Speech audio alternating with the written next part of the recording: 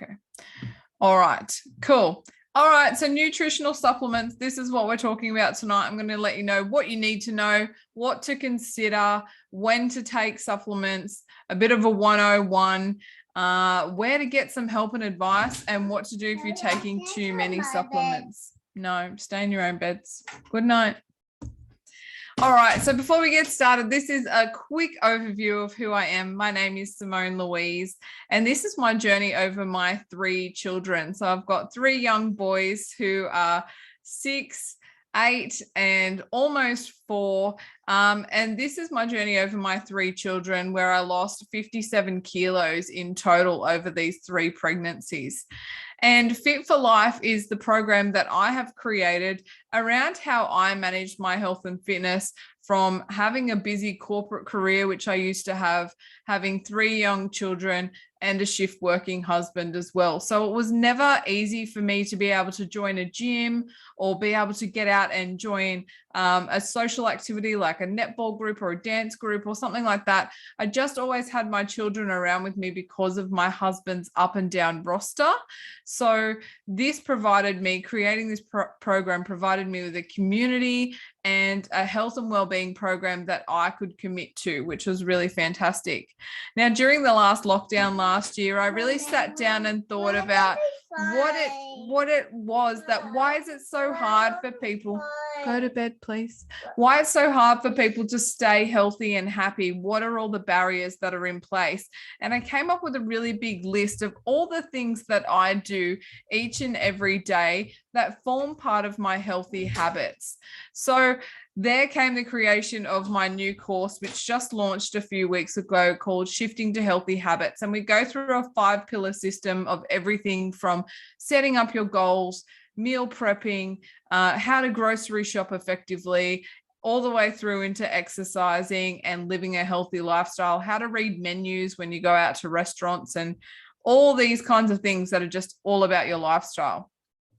So before we get started tonight on this topic, I just want to put out a big disclaimer to everyone that this information is 100% generalized. Please seek your own independent advice from your healthcare professional before trying any forms of supplements, before testing anything. Please go and speak to either your GP, a dietitian, a nutritionist, anyone who can look at your personal circumstances. So everything we're talking about tonight is all just in general. So what you need to know, in a perfect world, we really would like to get all of our food and our essential nutrients wholly from our diet, right? All from our food. Essentially, that's what we really want to see happening. So that is really the best thing to do. A nice balanced diet that contains a little bit of everything is really the best way for your overall health. Now, when is it time to consider taking a supplement? So it's possible that a combination of your vitamins or minerals, these supplements can help you reduce some signs of illness or improve your health. So the jury is really still out whether supplements significantly reduce the risk of heart diseases or cancers. But supplements are available for a wide variety of reasons. And it is one of those things that if it helps you to feel better and it's helping you live a healthier life, then, go for it. See what works for you. But it is really a trial and error type situation. Now, vitamin and mineral deficiencies are generally the main reason why you would want to take some supplements. And the best way to find out if you're lacking in any of these areas is to go and have a blood test.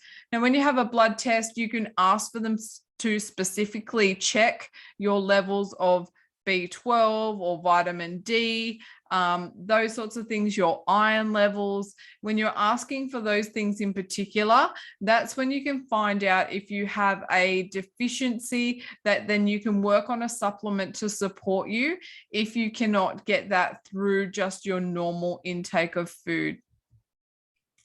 It's also really important if you're pregnant.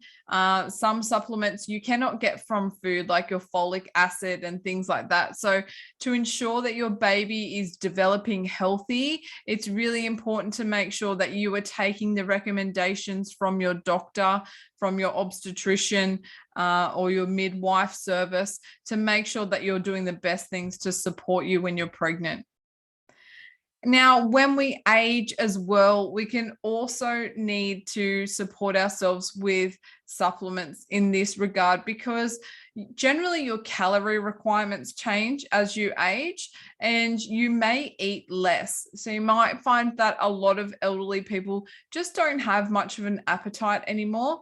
And therefore, in this circumstance, it can be really helpful to use a supplement to help just meet those nutritional and dietary needs on top of what you're actually eating each day.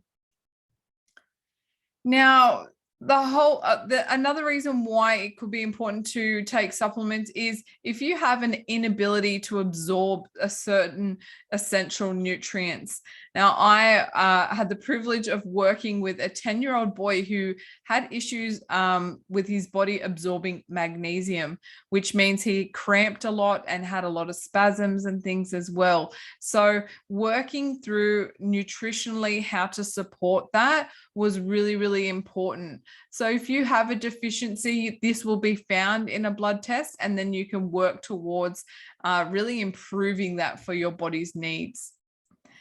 Some medications that you take as well, prescribed medications from your doctor, they can lead to you having deficiencies in some vitamins and minerals as well. So if you are on medication for any of your other health situations, it's a really great idea to speak to your GP about the side effects of that medication and ask, is there anything that you should be doing to support your health and wellness by taking a supplement? So if it was something that was really draining on your immune system, then you may want to take a multivitamin and other things to help you. But your doctor should really be able to lead you through what could be a possible solution for you here. Now let's get started into some of the really more well-known supplements that we've got going on here, which is, we're going to start with our multivitamin and our minerals that are within that. So technically, a multivitamin, you should be able to get everything in a multivitamin from your diet. So that this is generally a daily pill that you take, like a tablet, and it doesn't have any specific health benefits, rather than just saying it's your overall health. So it's going to have all your basic plants in there, all your basic fruits and vegetables that are giving you a supplement. So if you have a really well-balanced diet, if you're eating some fruit, if you're good at eating vegetables and drinking water, there probably isn't much of a need for a multivitamin. It's probably not something that you actually need to take. Or it could be something that maybe you only take it a few times a week and not every single day. It could be something that you just take as a boost if you're feeling a little bit unwell, say if you've got a cold coming on or you're feeling a little bit under the weather. A multivitamin can be a good thing just to give you a boost of everything if you feel you've lost your appetite and those types of things. But generally, if you have a well-balanced diet, you don't need a multivitamin. Now, fish oil, this is a really big one that I get asked about a lot. So fish oil is essentially an omega-3 fatty acid, and it's most known for its improvement of heart health. So fish oil can improve your blood flow and the health of your cardiovascular system as well. So an important point to note here is that fish oil can thin your blood. So make sure you check with your doctor. If you're already taking blood thinners, if you have a heart condition, please double check with your doctor before taking fish oil. Now, this is kind of a little bit similar to the multivitamin as well. If you are eating fish 2 to 3 times a week, there's absolutely no point in taking a fish oil supplement. You're getting enough in your diet that it will actually just be extra. Your body can't absorb huge amounts of the same minerals and vitamins. So generally, if you've already got a healthy diet and you're taking a supplement, it's actually just coming out of you as waste. Your body won't absorb what it doesn't need. So if you're having fish a few times a week, there's no need to take fish oil on top of that. And just that reminder that if you are on any blood thinning medication, please double check with your doctor that it's okay to take this before you start doing this off your own back, because you can just buy these vitamins and these products anywhere, right? You can go into a chemist, you can even get them at Coles and Woolworths these days. So it isn't a prescription thing. However, it can significantly affect your health if you're taking something that you don't need. So speaking to someone who can look at your personal situation is really, really important. Okay, our favorite, vitamin D. So if you're lacking in vitamin D, this is going to come up on a blood test. This is the best way you're going to know whether you're vitamin D deficient. So vitamin D assists with your calcium absorption. It regulates your body's levels of minerals and also helps promote healthy bones and teeth. So vitamin D can also help prevent illnesses such as depression, diabetes, cancer, and heart disease. However, the studies are really, really early on this topic. So there's no really strong scientific background to say that vitamin D can really significantly change these circumstances. But as we all know, vitamin D can come from the sunshine as well. It doesn't necessarily need to be taken as a supplement.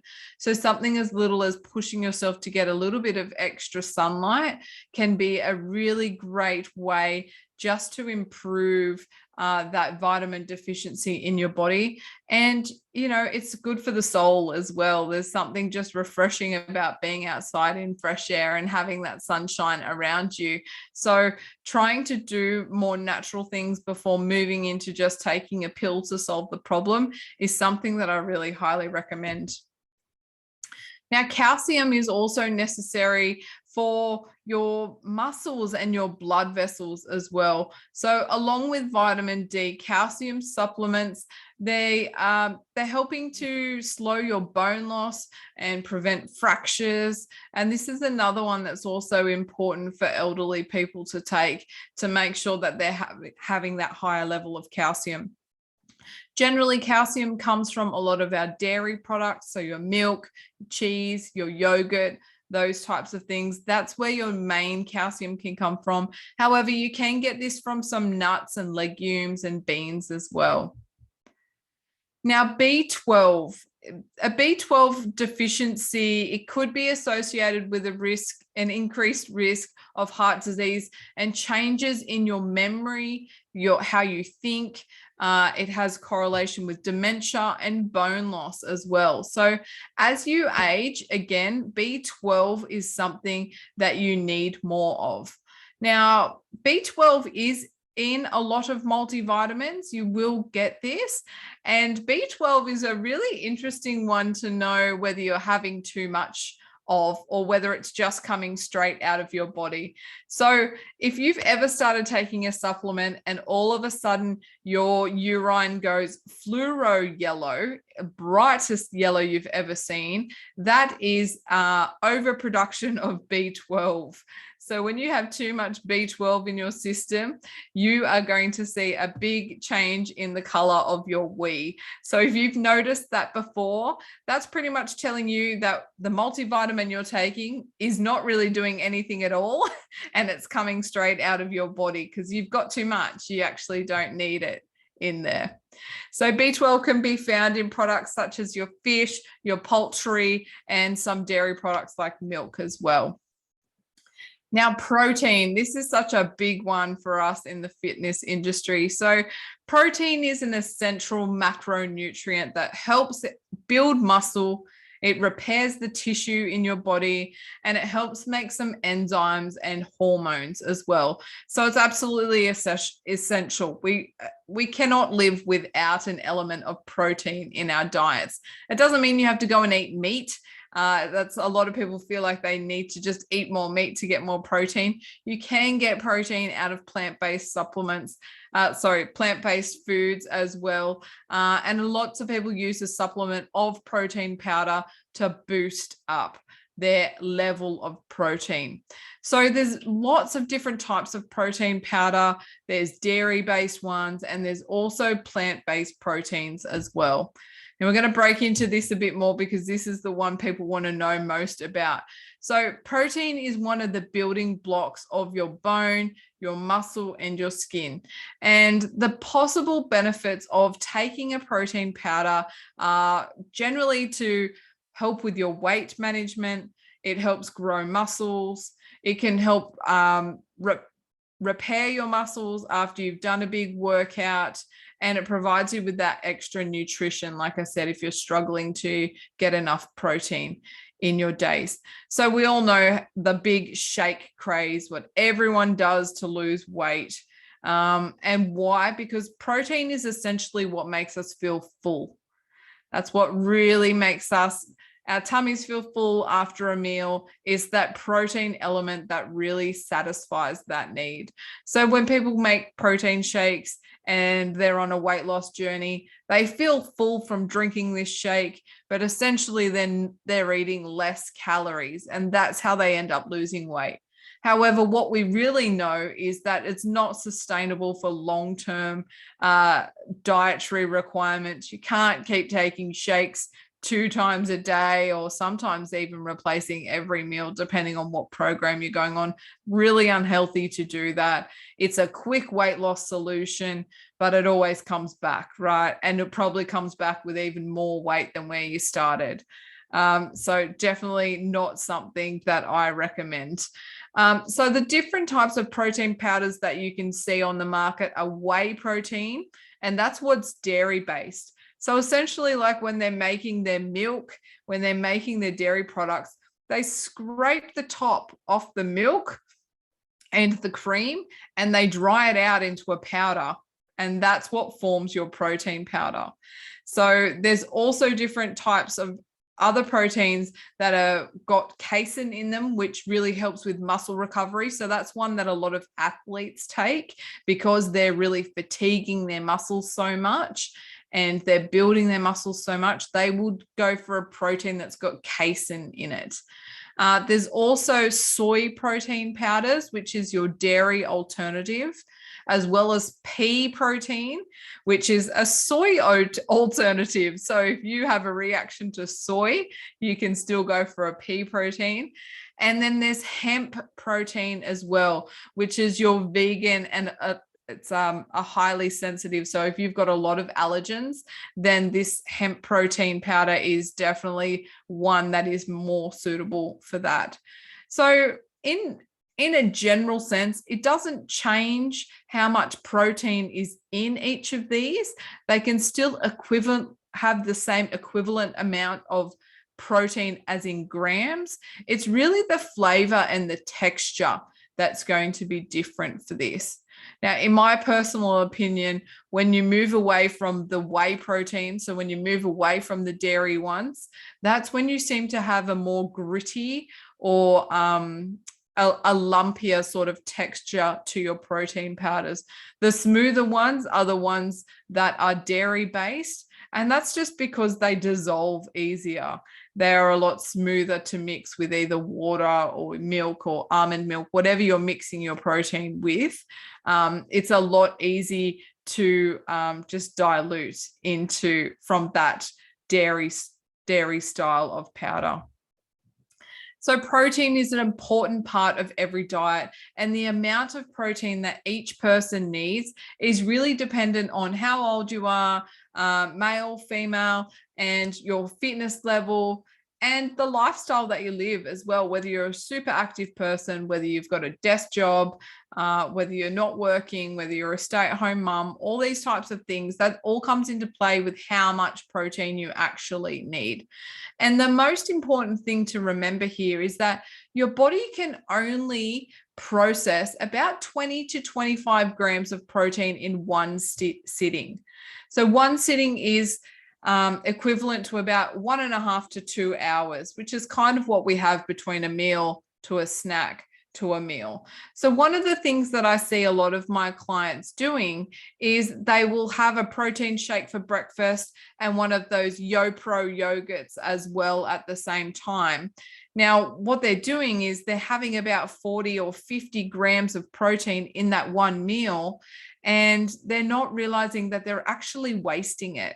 Your body can't absorb that much protein in one go. So you need to really split it out and have it at different times throughout the day. So have the shake for breakfast if that's what you want to do while you're on the go. Then have the protein yogurt for morning tea, all those types of things. Then have your lunch with your next lot of protein and vegetables and those sorts of things. So you really need to space it out a lot more to be able for your body to be able to digest and use that protein. Otherwise, it's exactly the same process.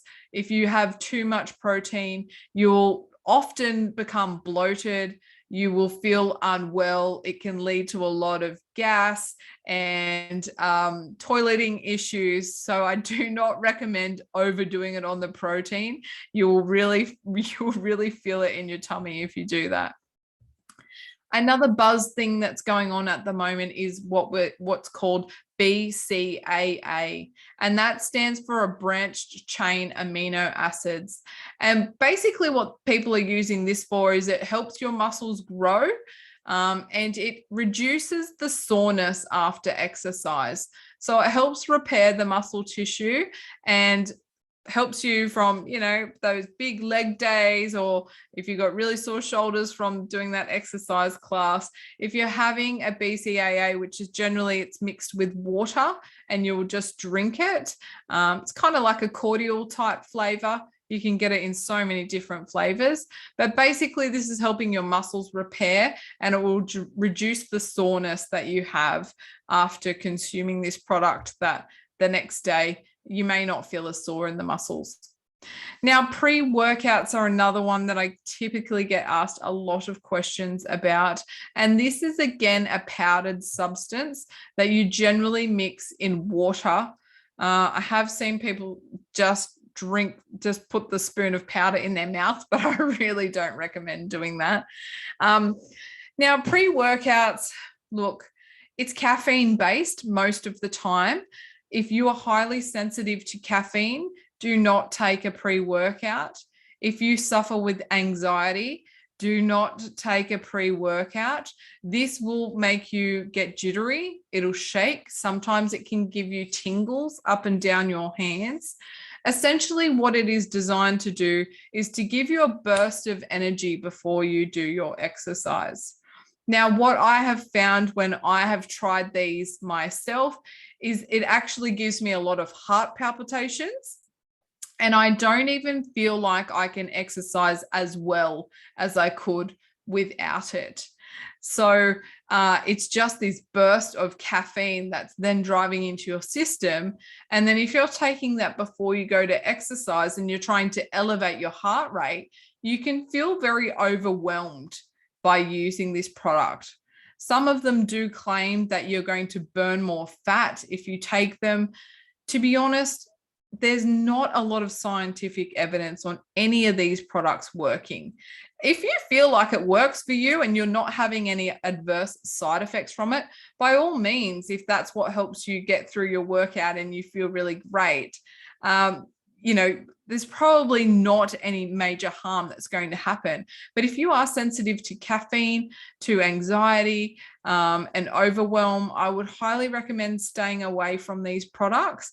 They really are not going to serve you well. Even if you're not using it as an exercise technique, if you're just taking it to sort of get you up and going for the day, there's so many other things that you can do to give you a boost. Having a nice diffuser with some essential oils, some nice peppermint flavors, or something really nice and fresh and vibrant, that can give you the same sort of boost as having a whole heap of caffeine. Same sort of things, with those roll-on scents and things like that, taking some time for some breath work of just meditating for a few minutes, that can give you the same buzz as opposed to the caffeine once again. So where can you seek advice and what is the best course of action? Generally, your doctor or your GP is where you'll start for this. However, a lot of doctors and GPs, they probably won't have all the answers that you need. It is best to speak to someone like a nutritionist or a dietitian who can really give you specific things and answers to these questions. But you would go to your GP first to have your blood tests done, and then you could take those results to a nutritionist or a dietitian. What I always recommend to my clients as well, that before you go to a nutritionist or a dietitian, I would spend a good week doing a food diary and keeping a log of any symptoms that you're having or any questions that you'd like to raise with them, because this will give you a forefront before going to that type of health professional. Otherwise, generally on that first appointment, they're going to send you away and tell you to do a food diary and come back. So then they can talk about that. So if you've already got that, you're kind of one step ahead and you can maximize that first appointment a lot more. Now, people that are in nutrition stores, generally they will have a health and fitness background. They will have some guidance to give you. However, they're very heavily marketed to and influenced by different brands. So they may not always be giving you the best advice. That's certainly not the case in all supplement shops, but it is something to be very aware of, that they have campaigns, they have quotas to meet, and they may just be pushing certain brands because of those underlying factors as a retail store. So seeking as much independent advice that you can outside of these things, or if you have someone that you know you can really trust to give you the advice from, is the best possible way. If you're doing your research online, please compare as many things as you can. The same thing with websites. You don't know who's written the information. You don't know if a doctor's written this information, a medical scientist, or just someone who's Googling somebody else's information. You really don't know if it's a trusted source or not. So really make sure that you do your research before you buy anything, because supplements, these are really expensive products. They're generally not cheap. If you're buying a tub of protein, you can be spending up to $60 or $80 on one tub of protein. Same for pre-workouts. They start at $30 plus. That's a lot of money to throw down the drain if it's a product that you can't use or that you don't like once you get it. So seeking out as much information as you can. A lot of websites will even talk about the texture and will give you a sweetness scale. So if you're someone who likes really sweet things, sometimes the websites will tell you on a sweetness meter how sweet it's going to be. So you can gauge maybe some sort of expectation of what you're buying and what you're going to receive. So it is possible to take too many supplements. Like I mentioned in the earlier slides, you will see an adverse effect. Generally, it will be stomach bloating or feeling discomfort in the stomach, as well as changing in bowel movements. This is quite common with protein powders. When you start taking supplements, that you will notice differences. So honestly, like anything, when you're changing your diet, it does take a little bit of time for your body to get used to what you're doing, especially when you're moving into clean eating and healthy eating. It can take up to a week or two for your body to sort of relax into a new normal. So give yourself a little bit of time to adjust to those things. But if you're feeling like it's still not settling down, it's not right, please go and seek advice from your medical practitioner. You can speak to the person who sold you the product as well, ask them for support, or simply just stop taking it because it just may not be suited to your body. If you have other irritable bowel syndrome type situations, if you have different FODMAPs and different things that you're looking at in your body, it may be worth just investigating those ingredients a little bit more to make sure that they're suitable for you. So if you want to know more information, if you want to know how I can help you further with this, you're welcome to jump on a free 15-minute strategy session with me, and we can go through some of these items that we discussed in the webinar today. So I can help you just get some clarity on what the challenges you need to overcome, how to optimize your body and your health for this year, and set up your goals. Generally, within this 15-minute strategy session, it's really quick pace. We go through a lot of information, but it is all about you and helping you with your body. So we go through what your lifestyle is, the goals and the challenges, and see what's really possible in the next 3 months. That is generally the guide. So I don't work on short-term fixes. I'm not about a 10-day weight loss solution of losing 5 kilos or anything like that. I really am about a holistic view to your health and wellness for long-term results, because that's what's going to stick, and that's what's going to see you truly achieve what you want to achieve. So then we dive into that. After we do that, we dive into your schedule and just get to know what's happening for you each week. When are you going to exercise, or when can you fit in that meal planning and those types of things, and just helping you prioritize those tasks so you can get the best results in the amount of time possible. And then we go through how to keep it all together.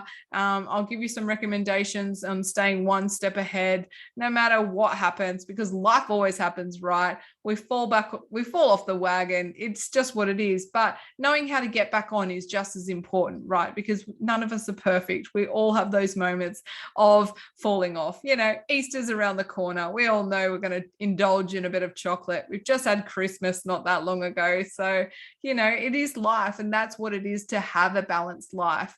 This is what it's supposed to be. No one wants to be restrictive for forever, but having the support and having the know-how to get back on the wagon is really, really important. And just in order to make that lifestyle fit and stick for long term, you do need discipline. You do need structure. Motivation is great to have, but it will not get you everywhere. So having the discipline and structure to stick to a healthy eating plan, that's where the real life transformation and those changes come into everything. And then that just leaves you feeling really clear on what your goals are, confident on where you want to go for the future, and excited about getting there as well. When you have that, it really helps you get along that whole journey. So I'm going to finish off my presentation with just saying that nutritional supplements are not a substitute for a nutritionally balanced diet. Eat fresh. Eat whole foods as much as possible, and you won't need to take supplements. You will find everything you need from your diet. But where you can't get that, that certainly serves a time and a place.